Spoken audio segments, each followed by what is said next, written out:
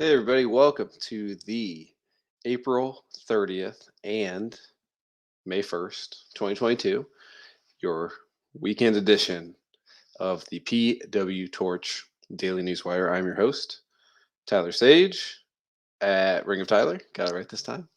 So, thank you for joining me. And trying to fix some audio issues. I know some of you have noticed that with my AirPods, I sound like I'm in a sound tunnel. So hopefully this is a little bit better. We'll see post production if it is. So continue to work on that. But thank you for being here. Uh, while you're here, please like, subscribe, comment, hit the bell notification, call the execs at Google, and tell them that this is the best wrestling product that you've ever seen.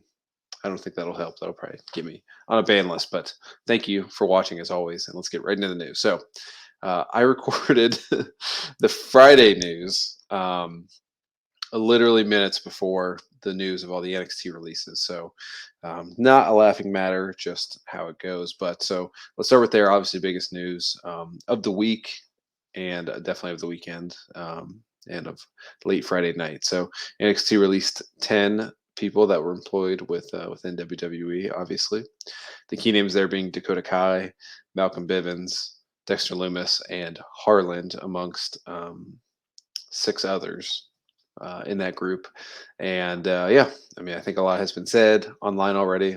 Obviously, Dakota Kai, Malcolm Bivens seem like good fits for AEW.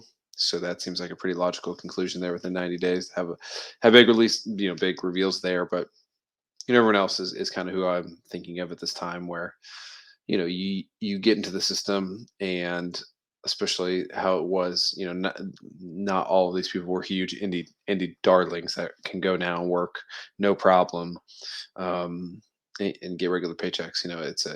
It's a tough thing, and just WWE continues to downsize and downsize and downsize. So it is just I'm sure we'll have a story like this again in 2, 3, 4, 5 months, and it is what it is. So just wishing everyone that got released all the best, and good luck to them.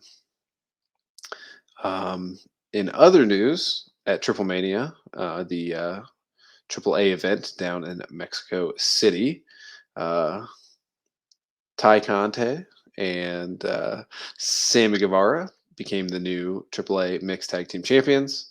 Amongst other things, you can read the full report there at PWTorch.com. It was also announced on Friday's SmackDown that what was the tag team unification match between the Usos and RK Bro is now a six-man tag match featuring Drew McIntyre on behalf of RK Bro and Roman Reigns on behalf of the Usos. And yeah, I mean, trying to be as fair as possible here, but this is kind of what WWE in 2022 does. Is you have a really good main event for unification of the belts that I think needs to happen naturally anyway, and you get rid of that for a vessel to set up a future match between Drew McIntyre and Roman Reigns. If this was still a match that no matter who won, the belts got unified somehow, I think that would still be better. I mean, I understand getting star power in there, but now it turns into an almost meaningless match where maybe you can have, I don't think you pin Roman, but you just obviously are setting up Roman and Drew here at Money in the Bank, it seems, because it's a stadium show. So just a surprising development that shouldn't be surprising to those of you and to myself that have watched WWE for a long time. So I think disappointing is an understatement. And now this pay-per-view feels very much like a secondary show. What if could have some interesting potential with the unification match. So we will see. I'm sure we'll all still watch the show, or at least read a recap of it. If those of you out there are not going to watch the show, but we'll see what happens. And full judgment again, you can't really lay until after the show. So maybe I'm wrong. We'll see. In other news, we had Chris Dickinson of GCW, New Japan Strong. He pulled himself out of the GCW shows this weekend. A former partner of his has alleged domestic abuse claims against him. He has denied.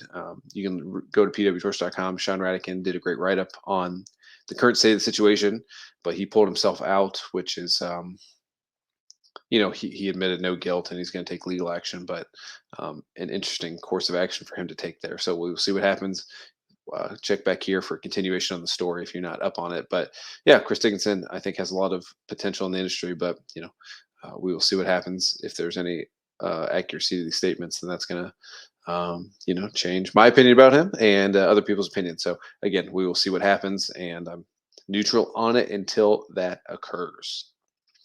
All right, and then finally at the New Japan show this weekend, we had four new champions. So a little bit of a spoiler alert here at the end of the show, but the two key ones are Tanahashi uh, was able to claim the vacant IWGP United States Championship, and Ishimori was able to get the junior IWGP Junior Heavyweight Championship. There were two other results. You can go to PWTorch.com to check that out fully as a tease, but those are the two highlighted ones on the show. So, New Japan is one to do that, where they'll have a show where maybe no belts are switched, and they'll have a show where four are switched.